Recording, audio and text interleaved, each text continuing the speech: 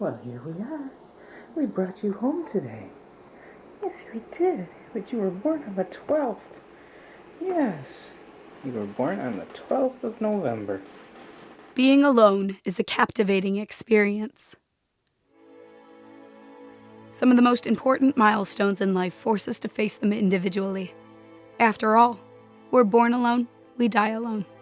There's no escaping it.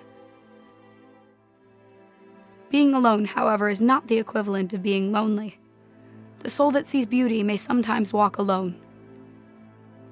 It's a step back from reality, a glimpse from the outside looking in, slowing down, reconnecting. Something I was taught isn't necessarily a bad thing. From the blissfully unaware era of being a toddler to around 6th grade when my parents got divorced, I never understood the appeal of doing things on my own. Not when there were so many conveniently placed people nearby.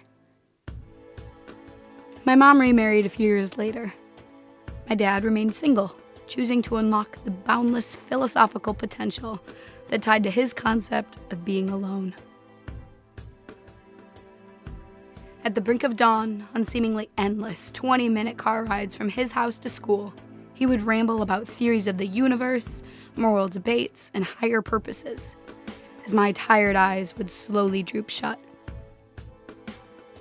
Those existential tidbits that entered my subconscious had to do with the extremities of the universe. If you could zoom out, he pondered, the way you could back away from the pixels of a TV screen, what greater image would you see? How far back do you go? How small would we get? I think when he began to travel alone is when he started to uncover some of those truths, minuscule but constant.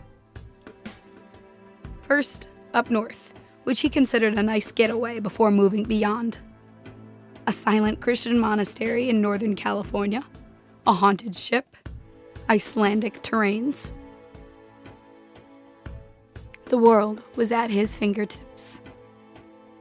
We were talking on a road trip about how he sees more when he travels alone, unburdened by human nature and focused on nature itself and the wonders within. He said he read a book by Aldous Huxley, where he's on this island, a utopian island. There's little kids running around, and there's always these birds yelling out, "Attention! Attention!" It reminds us to focus on keeping our eyes open to the world. Sometimes to uncover the mysteries the world has to offer, we're required to zoom out, take a step back, entirely on our own. Only when you're alone can you be truly connected.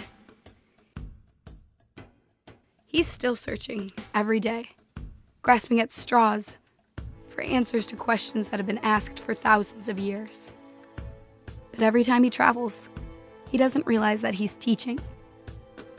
I've lived vicariously through his sentient journeys for years. I've questioned his spontaneity, seemingly irrational and poor timing on some parts. It is irrational to travel as such, and so wonderfully human. I've been mentally equipping myself with his messages of open-mindedness and strength necessary to absorb the potential of the earth.